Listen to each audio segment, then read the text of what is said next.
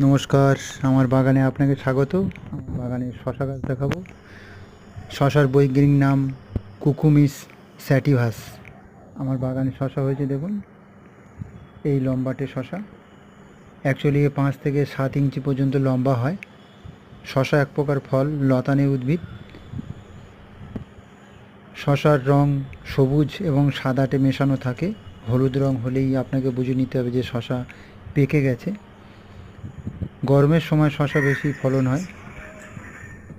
আর শশা হচ্ছে এক প্রকার লো ক্যালোরিযুক্ত খাবার, জলের পরিমাণ বেশি।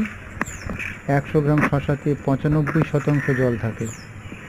এটি একটি অ্যান্টিঅক্সিডেন্ট জাতীয় খাবার। বর্তমানে পৃথিবীর প্রায় সমস্ত জায়গাতেই শশা পাওয়া যাচ্ছে।